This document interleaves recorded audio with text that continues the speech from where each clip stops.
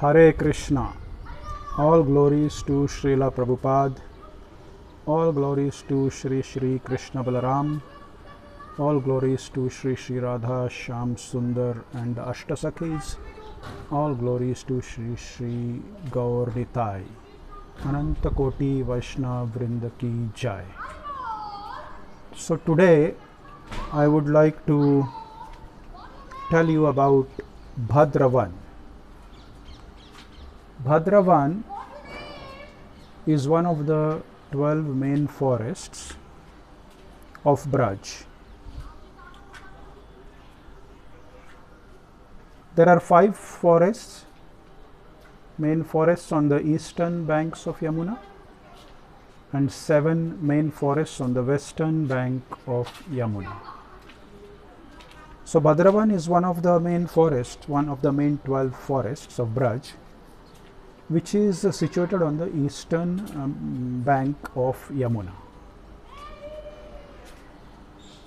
So Bhadravan is Bhadra and Van. Van means forest. And what is the meaning of Bhadra? So Bhadra means basically clean, pure, nice, without any impurities, not polluted. That means Bhadra is clean. So anything which is not clean, like unclean, polluted and impure, is called Abhadra. It's opposite of Bhadra. Bhadra is clean, Abhadra is unclean, impure, polluted. I hope most of you, those who are connected to ISKCON, will remember this word Abhadra, which is chanted during a shloka every day in the morning program before the Bhagavatam class, which says Nashta Prayeshu Abhadreshu Nityam Bhagavata Sevaya Bhagavati Uttama Shloke Bhaktir Bhavati Naishtiki. Nashta Prayeshu Abhadreshu. So Abhadra means all those pollutions, dirty things, unclean things, impurities, Abhadreshu. Nashta Prayeshu. Prayeshu means almost. Almost. Nashta means destroyed. So all these unclean things, pollutions, impurities, everything will be destroyed, almost destroyed. Nashta Prayeshu Abhadreshu Nityam Bhagavata Sevaya. Nityam means regularly, Sevaya means by serving, Bhagavat means the person Bhagavat and the book Bhagavat. So the book Bhagavat and person Bhagavat, by regularly serving the book Bhagavat and the person Bhagavat, all the impurities, pollutions and dirty things will be almost destroyed. Nashta Prayeshu Abhadreshu Nityam Bhagavata Sevaya Bhagavati Uttama Shloke. Because what this Bhagavat is doing, the book Bhagavat and the person Bhagavat, so both the book Bhagavat and the person Bhagavat is Bhagavati Uttama Shloke. They are glorifying the Supreme Lord with the choicest of poetry, the topmost poetry of the creation. That is their speciality. The book Bhagavat and the person Bhagavat are always engaged in glorifying the Supreme Lord with the choicest poetry. Bhagavati Uttama Shloke Bhaktir Bhavati Naishtiki. What will happen? If Nashtaprayeshu abhadreshu nityam bhagavate sevaya bhagavati uttama shloke. One regularly serves the book Bhagavat, and a person Bhagavat, almost all of his impurities, pollutions are destroyed because he gets connected to the glories of the Supreme Lord with the choicest poetry. Uttama shloke, the best of poetry on the creation. Bhaktir bhavati naishthiki. So, such a person's devotion to the Supreme Lord, bhavati, becomes naishthiki, fixed up. He is fixed up in devotion to the Supreme Lord. Another shloka. So this particular shloka is from the first canto of Srimad Bhagavatam in the first chapter. First canto, first chapter, this shloka is there. There is one more shloka in the first canto in the first chapter which has the word Abhadra again. So the first canto, first chapter is describing the glories of the Supreme Lord, and Abhadra word has been used 2 times, that the Abhadra will be cleaned. So this is one. Nashtaprayeshu abhadreshu nityam bhagavat sevaya bhagavati uttama shloke bhaktir bhavati naishtiki is one of them. The second one, which is also in the first canto in the first chapter, it is Shrunvatam swakatha Krishna punya shravana kirtana rudyantasto abhadrani vidhunoti surutsutam. Shrunvatam swakatha Krishna, by hearing about Krishna Katha. Shrunvatam swakatha Krishna, by hearing about Krishna's personal Katha. Means what Krishna wants to say, what Krishna says, and about Krishna is Krishna Katha. Anything you say about Krishna is Krishna Katha, and you hear what Krishna wants to say is also Krishna Katha. So Krishna's instructions are Krishna Katha, and Krishna's pastimes are Krishna Katha. Shrunvatam swakatha Krishna, hearing about Krishna's personal speech and Katha and Leela. Punya shravana kirtana. Punya is a auspicious activity normally, or a best activity. So the best activity that anyone can perform in the whole of creation is Punya Shravana Kirtana, to hear about Krishna Katha. Hearing Krishna Katha is the topmost, best, beneficial, auspicious activity which anyone can perform in this creation. Punya Shravana and Kirtana, but just by hearing the process is not complete. After hearing, you have to kirtan, means you have to speak that out, you have to tell that to someone else. Shrunvatam swakatha Krishna punya shravana kirtana. So after you hear, you have to repeat, you have to tell, you have to speak it to someone else. That will complete the process. So this process of hearing about Krishna Katha, about Krishna's instructions, and repeating it to someone else, telling that to someone else, spreading that around you, is the topmost activity in the all of creation with which anyone can perform. Okay? So why should one perform this? What will happen? Many people, if you tell them, yeah, you should do this, you should do that. Okay, what will I get? What is the benefit?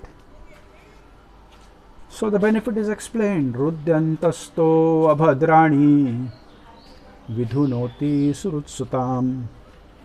Rudyantosthit abhadrani means, abhadra means again the pollutions, the corruptions, the impurities, the uncleanliness, all those things, you know, the shadripus, the greed, the anger, the lust, the envy, the false ego, all those things which have made their residence in your heart, Rudyantosthit abhadrani, Rudyantastho abhadrani. Those who are all these things which are residing in your heart, they have made residence, their residence in your heart. Rudyantasto abhadrani, vidhunoti surutsutam. Vidhunoti means they will be washed away. So once they are washed away, surutsutam, your heart will be clean and glowing and shining. So, Shrunvatam Swakatha Krishna Punya Shravana Kirtana Rudyantasto Abhadrani Vidhunoti Surutsatam. So I hope you understood the importance of Abhadra, the unclean things, that the unclean things, the pollutions, the impurities in our heart, mind and intelligence need to be cleaned, and the process to clean that is Shranavatam Swakatha Krishna, hear about Krishna, hear Krishna's instructions and then repeat them to someone else. You tell them, try to spread them. That is called preaching. Now we will turn to the story of Bhadravan, the pastime for Bhadravan. So Kamsa, he used to regularly send demons to kill Krishna, starting with Putana. Putana was the first one. And then regularly he would send someone to kill Krishna. And everyone who would go on a mission to kill Krishna would be killed himself and would never return. So it was a regular feature that Kamsa would send someone to kill Krishna and that particular demon would be killed and no one returned back. So one time Kamsa just announced, okay, who wants now to go and try to kill Krishna? Is there anyone courageous person in my court who wants to attempt this? Now Vatsasur, he said, okay, I will go. Now, although every time a demon came, he knew that before me many of my friends who went to kill Krishna were killed themselves and they never came back. So it was like a 100% sure shot risky job. But still, demons are demons. And they would hope that, okay, they all were unsuccessful, but I will be successful. And if I will be successful in killing Krishna, then you know what kind of glory and glamour and fame he would have got. He think I will get. So I will be the, like, who killed Krishna or something like that. The most glamorous and most popular and most famous person I can be if I am able to kill Krishna. So although there was some fear factor, but there was attachment to all these things also. So the demons, they would go, and Vatsasur said, I will go. He said, okay. Kamsa said, okay, you can try. So Vatsasur, every demon when he came, he used to think make different plans to kill Krishna. So Vatsasur thought that to kill Krishna, I should go very near to Krishna, like just besides him. I should be besides Krishna. So it is easy to just go near Krishna without being noticed or being suspected if I go in the form of a calf, because it is very easy. So Vatsasur took the form of a calf, and on that particular day Krishna and all his friends along with the calves were in Bhadravan area. He entered into the group of the calves and he just mixed up with Krishna's calves. And he was so happy, so ecstatic.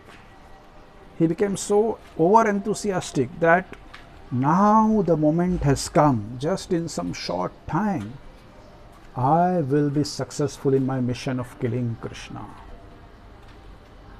So in the form of a calf, he started jumping. A calf when he is happy and ecstatic, it jumps in a particular way and runs all around in a particular way, if you have seen.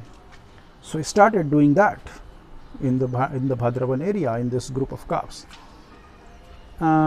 He was too much over enthusiastic and too much over ecstatic. So Krishna noticed that this one particular calf is just jumping around here and there. So Krishna glanced on the calf, and as soon as Krishna glanced on the calf, he is omniscient, knower of everything. He understood, so this is Vatsasur, with an intention to kill me. No problem, let him have some fun. So after some jumping here and there and here, back and forth around Krishna, finally he came and stood besides Krishna, just besides Krishna, just like this. And he was thinking, maybe he was thinking about what to do next to kill Krishna. During this time, just as soon as he approached Krishna and he came besides Krishna, like a loving gesture, what Krishna did to him is a loving gesture actually. Krishna just ticked like this, this tick. You can see this? The tick. Krishna ticked on his ear like this. So Krishna, he just ticked on the ear of Vatsasur like this. Like a loving gesture. Oh, little calf has come. Tick. So Krishna ticked on his ear. And just by the tick of this Krishna's tick, the calf fell dead and assumed his original form of a asura demon. All the boys who were already there, they came, surrounded there, say, "Hey, Kanhaiya, you killed a cow, you killed a calf. It's go hatya, cow killing. Such a big sinful act." And Kanhaiya said, no, you see, this is a demon, this is not a calf. He came in the form of a calf, but he is not a calf. He is a demon. You can see here, is Vatsasura. I have not killed a calf, actually I killed a demon. Now his boyfriends who were around, they also knew actually what had happened, but in a loving relationship, sometimes you derive fun by creating some trouble for the loved one, or maybe irritating the loved one. So they wanted to make some trouble and irritation to Krishna. I said, no, Kanhaiya. When you killed him, he was in the form of a calf. So you killed a calf. And go hatya, or killing of a cow or calf, is a big, grave, sinful act. And Vedic scriptures recommend everyone a satsanga tyag. Means one should not associate with sinful people. So we are no more friends. We are not going to talk to you, we are not going to play with you, we are not going to go around with you. From today, everything is finished. Our relationship is finished. And Kanhaiya said, hey, all of you, my dear friends, how can I stay without you? It's impossible for me to live without you. And you see, this is actually not a calf, this is a asura. I have done nothing wrong basically. No, you see, but we understand that it is a asura. We are here near you, but all those people a little far away from us, all around us, all these elderly people who are working in the farm and field, they saw that you killed a calf. Now if we continue to have our relationships with you, the society will banish us. Because previously in Vedic times, a sinful person would be banished. No one would keep any relationship with him. So he was like an isolated person, all alone, somewhere in the forest. So all the society will banish us also along with you, because we are continuing our relationship with you. So we cannot do that. And Krishna said, okay, but even if you think it is a sinful act, in the Vedic structure, always there is a process of atonement. This is called prayaschit, by which you can negate a sinful act, maybe sometimes to some extent or sometimes fully. So please tell me some process of atonement for this. I am ready to perform the process of atonement. I am ready to undergo a prayaschitta for this sinful act, for this papa karma. So the boy said, okay, that's fine. You have to shave your head completely.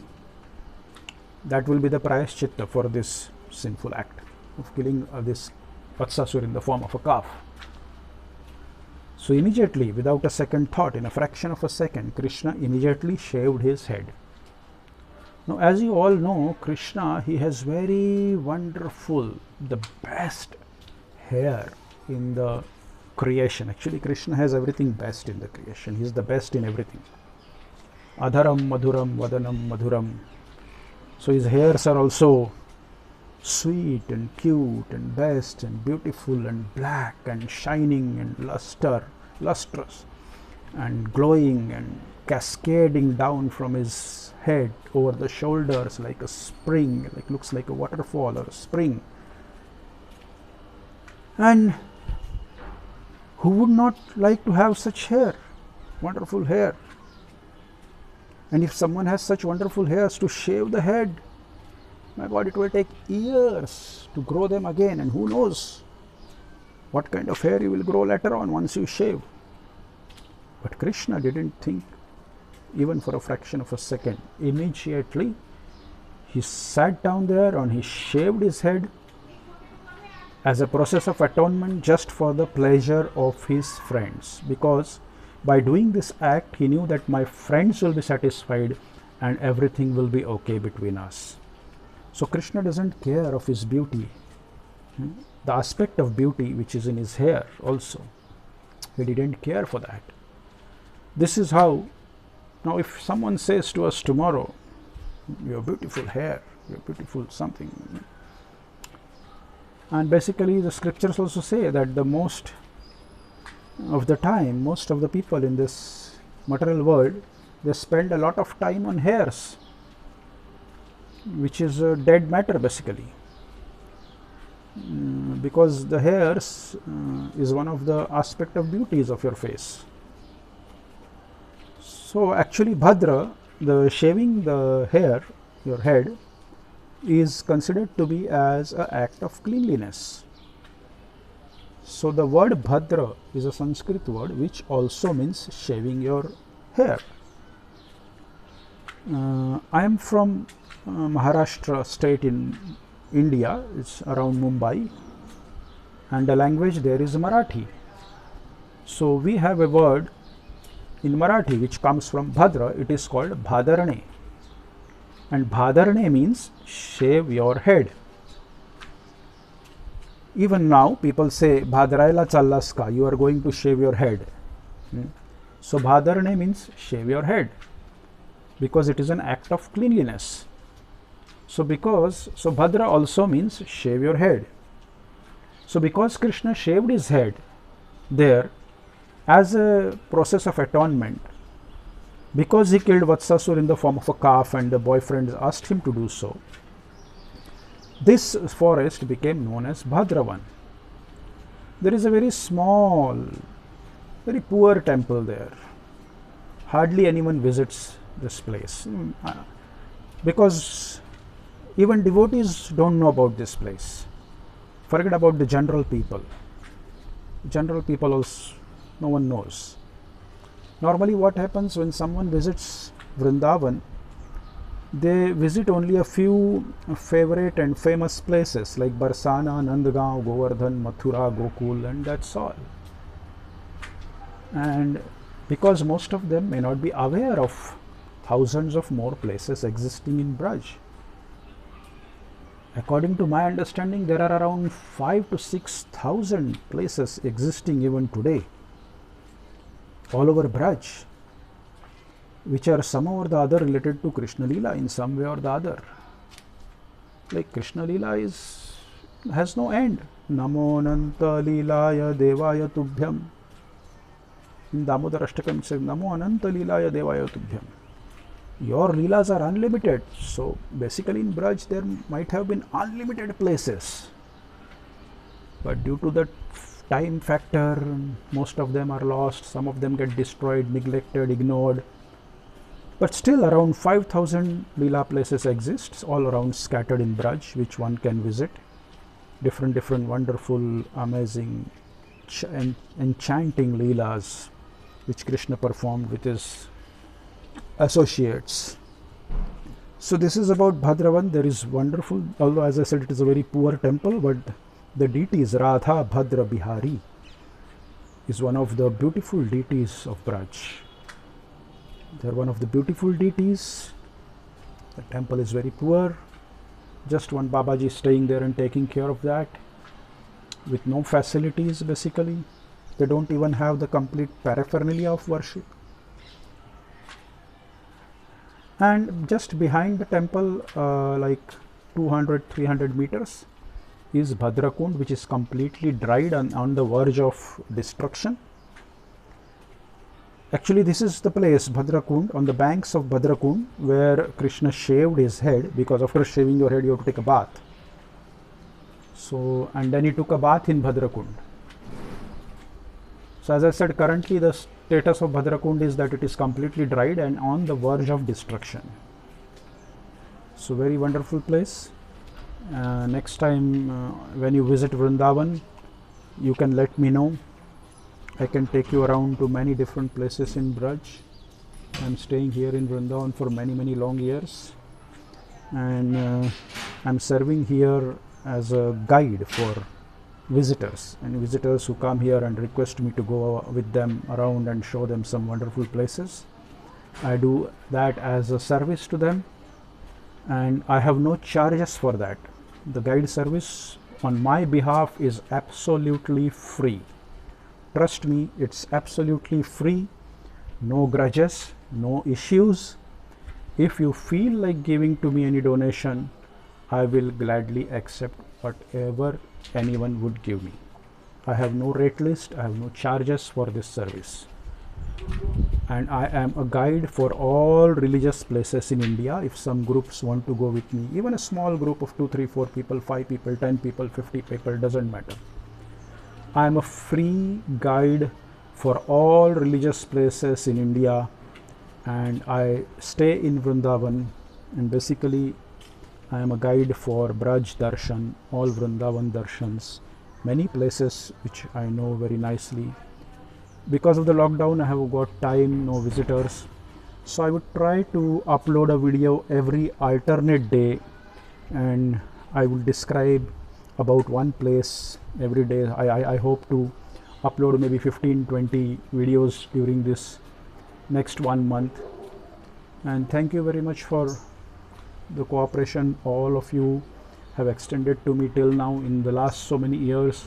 All my friends, all my well-wishers. I would also like to beg forgiveness if sometimes I have made any mistake during this lifetime towards anyone. If anyone felt offended sometimes because of me, I take this as an opportunity to beg forgiveness sincerely, falling down at their lotus feet. And yes, I have realized my mistakes which I might have done in the past, but maybe I cannot beg forgiveness from everyone because I don't know who is where, and sometimes I even didn't know. Unknowingly I might have committed some offenses. So this is a